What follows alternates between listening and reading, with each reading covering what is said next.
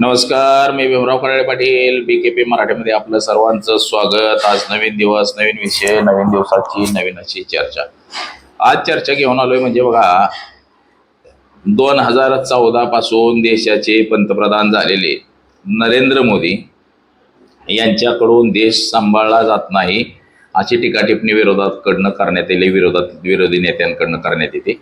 आणि तशी चित्र सुद्धा आहेत की नेटचा पेपर 10-11 वर्षामध्ये जवळपास 60 वेळा सगळे पेपर धरून फुटले। म्हणजे नीटचा पेपर सुद्धा प्रत्येक वर्षी फुटतोय, वेगवेगळ्या प्रकारचे पेपर फुटले, कुठं 10वीचा पेपर फुटला, 12वीचा पेपर फुटला।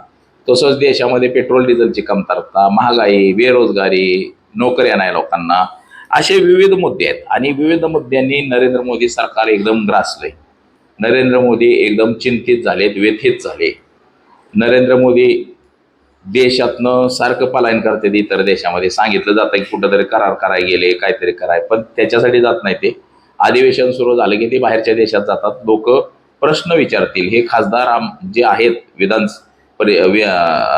लोकसभेतले, राज्यसभेतले, हे प्रश्न विचारतील, मग त्याला उत्तर काय द्यायची म्हणून ते तोंड लपवून इतर देशामध्ये जात असतात, असं विरोधक आरोप करतात। सनसनाटाई आरोप आहेत। आणि आता असं बोललं जातंय की नरेंद्र मोदी 2026 मध्ये किंवा 27 मध्ये आपली जोळी घेऊन पुन्हा अज्ञातवासात जातील। जे नरेंद्र मोदी म्हणतच होते की मैं तो फकीर आदमी हूं, मेरा क्या है, झोला उठा के मैं चला जाऊंगा, तर आता तसंच ते झोला उठा के चला जाएंगे। कुठंतरी म्हणजे पहिलं जसं अज्ञातवासात होते तसंच ते जातील, असं काहीशी चर्चा आहे। तर याच विषयाची आज चर्चा घेऊन आलोय। तर चला, सर्वप्रथम आपण जर चॅनल सबस्क्राईब केला नसेल तर चॅनल सबस्क्राईब करावा ही सर्वांना विनंती। आणि चला चर्चेला सुरुवात करूया। देशामध्ये 2014 साली भारतीय जनता पक्षाचं सरकार आलं आणि नरेंद्र मोदी यांना देशाचं पंतप्रधान बनवलं गेलं। या अगोदर नरेंद्र मोदी हे गुजरातचे मुख्यमंत्री म्हणून त्यांनी जवळपास 18-19 वर्ष काम पाहिलेलं आहे। राष्ट्रीय स्वयंसेवक संघ ते भारतीय जनता पक्ष असा त्यांचा प्रवास आहे। या अगोदर ते स्वतः सांगतात की मी अज्ञातवासात होतो, जंगल झाडीमध्ये फिरत होतो, भिक्षा मागून खाल्लंय म्हणले। परत म्हणले मी लहानपणी रेल्वे स्टेशनला चहा विकला गेलेला आहे। आता ते सांगायचे की भिक्षा मागून खाल्लंय, चहा विकलाय, मग शिक्षण कधी झालं ह्या सगळ्या मधल्या पिरियडमध्ये, तर ते त्यांची डिग्री सुद्धा दाखवतात की माझं एवढं एवढं शिक्षण झालेलं आहे। परंतु ते इंग्रजीमध्ये कधी भाषण देत नाहीत, इंग्रजी कधी बोलत नाहीत, ते फक्त आणि फक्त हिंदी बोलतात। आता हिंदी भाषा ही देश पातळीवरती सगळीकडे बोलली जाते। गुजराती भाषा आणि हिंदी भाषा ते प्रामुख्यानं बोलतात, त्यांना इतर कुठलीही भाषा येत नाही। तेवढ्यापुरती डायलॉग बाजी असते, राजकारणामध्ये भाषण करताना तेवढ्यापुरतं ते बोलतात। आता त्यांचा जो कार्यकाळ आहे तो लहानपणी हा अज्ञातवासात होतो असं त्यांनी सांगितलं। वयाच्या 35 वर्षापर्यंत त्यांनी भिक्षा मागून खाल्लंय हे सुद्धा त्यांनी सांगितलं। परत चहा विकलेला आहे त्यांनी, नरेंद्र मोदींनी रेल्वे स्टेशनला गुजरातच्या, हे सुद्धा सांगितलं गेलेलं आहे। त्यानंतर ते राष्ट्रीय स्वयंसेवक संघाच्या सानिध्यात आले आणि तिथून त्यांनी राष्ट्रीय संघाचं म्हणजे काम करायला सुरुवात केली। त्यानंतर त्यांना गुजरातमध्ये निवडणुकीत उतरवण्यात आलं, तिथं ते आमदार झाले आणि त्याच वर्षी ते गुजरात राज्याचे मुख्यमंत्री झाले। 18.5 वर्ष गुजरातचा कार्यभार पाहिला, त्याच्यामध्ये सगळं जातीवाद, हिंदू मुस्लिम दंगली, कुठं काय, हे सगळं आपण बघितलेलं आहे की 18.5 वर्ष या कार्यकाळात सगळं हेच झालेलं आहे तिथं। त्यानंतर गुजरात मॉडेलचा देशभर प्रचार आणि प्रसार करण्यात आला आणि त्यानंतर गुजरात मॉडेलवरती देशाच्या लोकसभेच्या निवडणुका लढवल्या गेल्या। त्या कार्यकाळामध्ये काँग्रेसवरती सुद्धा लोक त्रस्त झालेली होती की काँग्रेसच्या कार्यकाळात सुद्धा मोठ्या प्रमाणामध्ये भ्रष्टाचार वाढलेला होता। कॉमन्सवेल्थ घोटाळा असेल, टेलिकॉम घोटाळा असेल, किंवा क्रीडामध्ये घोटाळा असेल, सुरेश कलमाडींना अटक केलेला तो घोटाळा असेल, किंवा कनिमोळीला अटक केलेले घोटाळे, म्हणजे विविध प्रकारे घोटाळे फार मोठे असे झाले। देशामध्ये अण्णा हजारेंच्या माध्यमातून जन आंदोलन उभं करण्यात आलं, त्यामध्ये केजरीवाल असतील किंवा अजून कोणी सगळे, किरण बेदी असतील, हे सगळे सहकारी त्यांचे होते। जन आंदोलन उभं केलं, जनमतामध्ये लोकांच्या मनात काँग्रेसबद्दल द्वेष आणि राग निर्माण झाला आणि तेव्हा भारतीय जनता पक्षाचं सरकार 2014 साली देशामध्ये आलं आणि राज्यामध्ये सुद्धा भारतीय जनता पक्षाचं सरकार आलं। त्यानंतर देशाचं पंतप्रधान म्हणून नरेंद्र मोदी यांची निवड करण्यात आली। गेली 11-12 वर्ष झालं नरेंद्र मोदी यांची देशाच्या पंतप्रधानपदी निवड झालेली आहे। 12 वर्षात त्यांनी अख्खं जग फिरून काढलेलं आहे। अडाणी उद्योग समूह असेल, रिलायन्स उद्योग समूह असेल, ह्या सगळ्या उद्योगपतींना मोठमोठ्या जमिनी दिल्या गेल्या. देशांतर्गत विविध जे काही सगळे मोठे मोठे प्रोजेक्ट असतील, लाईट असेल, काय असेल, हे सगळं अदानीला देण्यात आलं. त्याचबरोबर अदानीला इतर देशामध्ये सुद्धा ठेकेदारी देण्यात आली, जसं की अमेरिकेमध्ये दिलं गेलं. नरेंद्र मोदी ज्या ज्या देशामध्ये जातात त्या त्या देशामध्ये अदानीला उद्योगधंद्यासाठी रान मोकळं करून दिलं जातं, उद्योगधंदा निर्माण करून दिला जातं. असे विरोधकांनी सनसनाटे आरोप केले, टीका केलेत आणि वास्तविक पाहता ते तेवढं खरं हे आहे, हे आपण सगळ्यांनी पाहिलेलं आहे की तिथपर्यंत ते खरं आहे. परंतु देश आता असं काय झालं की नरेंद्र मोदी यांना देश सोडून ते अज्ञातवासात जातील, कारण की परिस्थिती सुद्धा तशी गंभीर बनलेली आहे देशाची. जे देशामध्ये राफेल खरेदी करण्यात आलं, राफेल घोटाळा 40,000 कोटीचा झाला, असं विरोधकांनी सपशेल आरोप केलेला आहे. भ्रष्टाचार आपण म्हटलं तर भ्रष्टाचार नरेंद्र मोदी थोपवू शकलेले नाहीत. नरेंद्र मोदींचं सरकारच आलं होतं त्यावेळेस ब्रीदवाक्यच होते की सबका साथ सबका विकास, भ्रष्टाचार खत्म करेंगे, भ्रष्टाचारी योग तो जेल में डालेंगे, असा एक नरेंद्र मोदीचा वादा होता. त्याचबरोबर 100 नवीन स्मार्ट सिट्या निर्माण करू, स्किल डेव्हलपमेंट करू, बुलेट ट्रेन आणू, परंतु काहीही झालेलं नाही, जसंच्या तसंच राहिलेलं आहे. पेट्रोल डिझेलचे जे साठे होते आपल्याकडे देशामध्ये, जे पूर्वीचे काँग्रेस काळामध्ये जे निर्माण झालेले होते ते तेवढेच्या तेवढेच राहिलेले आहेत. जे वाढवू आपण असं सांगितलं गेलं होतं, त्याच्यामध्ये 1% वाढ झालेली नाही. नवीन पेट्रोल डिझेलचे साठे निर्माण करण्यात आलेले नाही, नवीन उत्पादन काही देशामध्ये करण्यात आलेलं नाही. या उलट चायनामधून खतं आयात केली जातात आणि त्या खतं आयात करून ज्या पिशव्या आहेत खतं भरायच्या, त्या पिशव्या मात्र भारतात तयार केल्या जातात, खतं भारतात तयार केली जात नाहीत. त्या पिशव्या तयार करून त्या पिशव्यावरती मेक इन इंडिया असं नाव लावून, नरेंद्र मोदींचा फोटो लावून त्या बाजारात विकल्या जातात की आपल्या देशाला तयार केले, परंतु वास्तव मात्र त्याचं फार वेगळं आहे. आता हे हळूहळू सगळं जनतेला कळालेलं आहे, जनतेपर्यंत पोहोचलेलं आहे. विरोधकांनी ह्या सगळ्या गोष्टींचा पर्दाफाश केलेला आहे.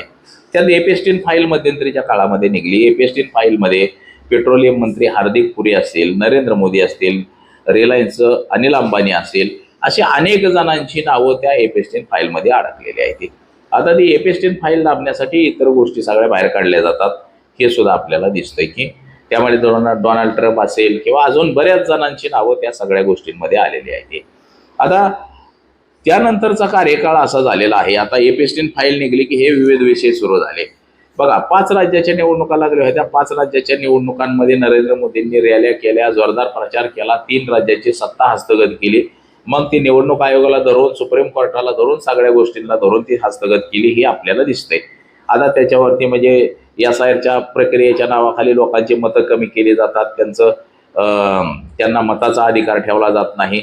म्हणजे पश्चिम बंगालमध्ये 93 लाख मतं कमी केली गेली, बिहारमध्ये 63 लाख मतं कमी केली गेली. म्हणजे हे जाचक अटी लावून ती मतदान कमी केलं जातं. बांगलादेशी रोहिंग्या म्हणून सांगितलं जातं आणि मतदान कमी केलं जातं आणि निवडणुका जिंकल्या जातात. बघा, हा सगळा हातगंडा झाला, परंतु देशामध्ये आता उद्रेक जोरदार असा निर्माण झालेला आहे, तो नरेंद्र मोदींच्या विरोधात. आता काही लोकांना वाटतं की नरेंद्र मोदी हे चांगलं काम करतात, विकास, परंतु ती डोळ्याची पट्टी अजून तरी त्यांच्या हटलेली नाही. बघा, जर्मनीमध्ये हिटलरनं अनेक जी काही कामं केली चुकीची, ती सगळी हिटलरच्या बाबतीत लोकांना वाटायचं की ही सगळी कामं चांगलीच आहे, ती सगळी कामं खरीच आहे. ती जोपर्यंत देश बरबाद होत नाही तोपर्यंत हिटलरची कामं लोकांना चांगली वाटायची. जेव्हा देश अखंड बरबाद झाला तेव्हा लोकांना वाटलं की हिटलर चुकीचा आहे. अशीच परिस्थिती देशामध्ये सुद्धा निर्माण झालेली आहे. लोकांना वाटतं की नरेंद्र मोदी जे पण काय करतात ते चांगलं करतात. आता त्यांनी सांगितलं की पेट्रोल वाचवा, डिझेल वाचवा, गॅस कमी वाचवा, अन्नधान्य वाचवा, सगळ्या गोष्टी वाचवायला सांगितलेल्या आहेत. आता आपल्याला देशाला तेल ज्या आखाती देशांकडून येतं, ते रूसकडनं येतं, अमेरिकेकडनं येतं, जे आपले इराण पारंपरिक मित्र आहेत आपल्या देशाचे, त्या मित्र राष्ट्रांकडून येत होतं. परंतु नरेंद्र मोदी यांनी त्यांच्याकडून डिझेल पेट्रोल घेणं बंद केलेलं आहे. अमेरिकेकडनं डिझेल पेट्रोल घेतलं जाते आणि अमेरिका जसं सांगल तसं केलं जाते. बघा, आता आपल्याला पेट्रोल डिझेलचा मोठा तुटवडा निर्माण झालेला आहे. आता अमेरिकेनं सांगितलेलं आहे की अजिबात तिकडून तुम्ही पेट्रोल डिझेल घ्यायचं नाही, घ्यायचं तर आमच्याकडनंच घ्यायचं आणि महाग घ्यायचं. म्हणजे नरेंद्र मोदींचं असं काहीतरी तिथं अडकलेलं आहे की ते अमेरिकेकडनं घेतात. इकडून स्वस्त पेट्रोल डिझेल मिळतंय, घेतलं जात नाही, परंतु महाग जे यांच्याकडनं मिळतंय ते मात्र पेट्रोल डिझेल घेतलं जाते. आता हे सगळं विरोधकांनी पुराव्याशी सादर केलेलं आहे. विरोधक सगळे आरोप करतायत. त्या आरोपांना मात्र भारतीय जनता पार्टी उत्तर देते, परंतु जसं उत्तर देणं गरजेचं आहे तसं उत्तर दिली जात नाही. विकासाच्या मुद्द्यावरती बोललं की लगेच पाठीमागचं काढलं जातं की बाबा नेहरूंनी काय केलं, मनमोहन सिंगांनी काय केलं, म्हणजे आता काय केलं असं दाखवलं. एक एक प्रवक्ता तर असे आहेत भारतीय जनता पक्षाची की त्यांनी सांगितलं की एपेस्टिन फाईलमध्ये महात्मा गांधीचं नाव आहे, सोनिया गांधीचं नाव आहे, राहुल गांधीचं नाव आहे. म्हणजे असं किती मूर्खपणाची लक्षणं आहे ती, म्हणजे काय सांगावं. महात्मा गांधींचा मृत्यू 1948 साली झाला. नथुराम गोडसेंनी गोळ्या घातल्या, त्यांचा मृत्यू झाला 48-47 दरम्यान. आणि हे बादर आता नाव घेतात की महात्मा गांधींचं नाव होतं. म्हणजे ही सगळी बनवाबनवी आणि सगळी ही उत्तरं झालेली आहे ती. म्हणजे देशामध्ये पेट्रोल डिझेल कमी पडतंय हे तितकंच सत्य आहे. देशामध्ये महागाई मोठ्या प्रमाणामध्ये वाढली हे तितकंच सत्य आहे. देशामध्ये बेरोजगारी मोठ्या प्रमाणामध्ये वाढली हे तितकंच सत्य आहे.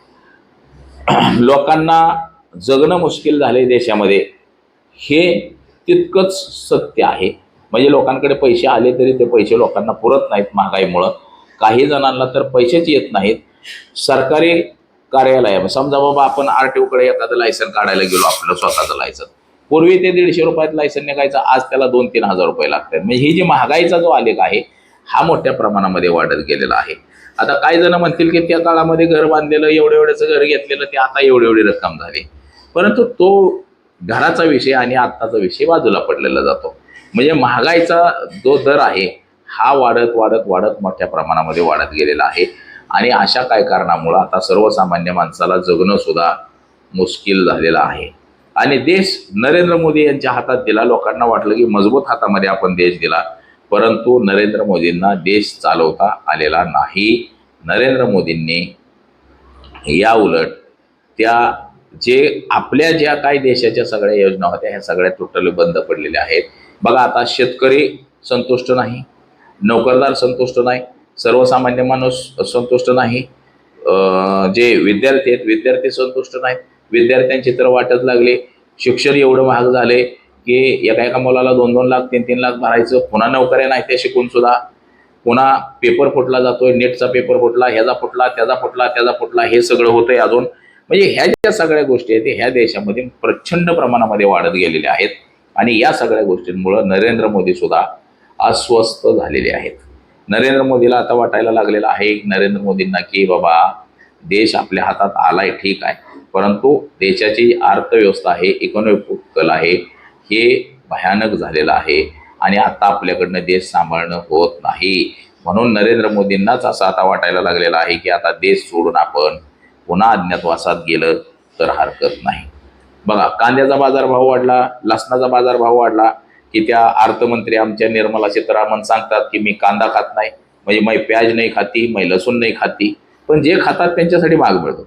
आणि आता मात्र कांद्याचे दर पडले, लसणाचे दर पडले, कांदा 1 रुपया किलोने जातोय. शेतकऱ्याचा उद्रेक झालेला आहे.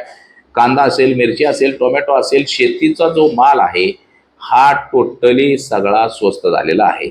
अमेरिकेचा शेतीमाल आपल्याकडे देशामध्ये यायला लागलेला आहे. कपाशी, सोयाबीन, जे शेतीमाल आहे अमेरिकेतला तो सगळ्याच्या सगळा भारतात यायला लागलेला आहे.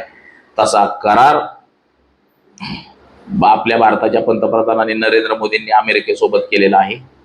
म्हणजे ह्या सगळ्या गोष्टी आहेत. म्हणजे नरेंद्र मोदींना अमेरिकेकडनं कसं ब्लॅकमेल केलं गेलेलं आहे, कसं ब्लॅकमेल केलं जातं हे सुद्धा उत्तम उदाहरण आहे. आणि बऱ्याच अशा कारणांमुळे बघा आता नरेंद्र मोदींनी अज्ञातवासात जाणं पसंत केलं की काय, आणि त्या अज्ञातवासाकडे आता जातील थोड्या दिवसातच. जे आपल्या देशातले जे काही भविष्यकार आहेत बघा ती सुद्धा सांगतात.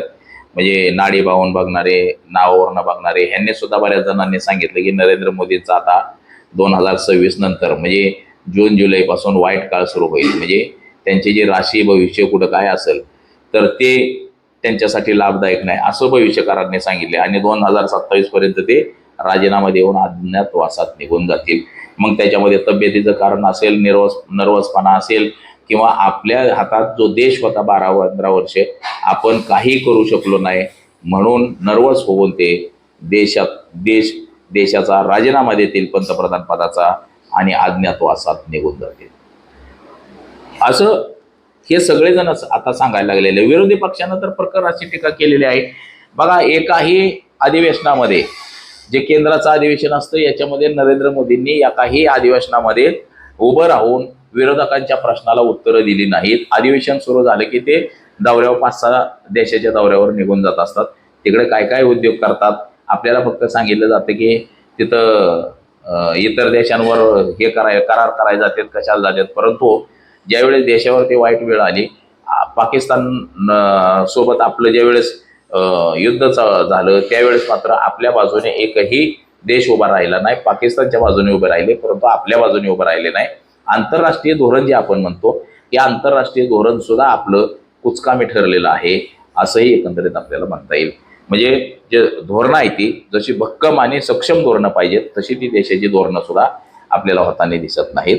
यामध्ये सुद्धा नरेंद्र मोदी सरकार अपयशी ठरलेलं आहे आणि ह्या अशा गोष्टीमुळेच नरेंद्र मोदींना वाटायला लागलंय की बाबा आपलं लय मोठं चुकलंय, आपण देशाची प्रगती करायला आलो होतो परंतु प्रगती आपल्याला करता आलेली नाही, तर आता आपण देश सोडून गेलेलंच बरं.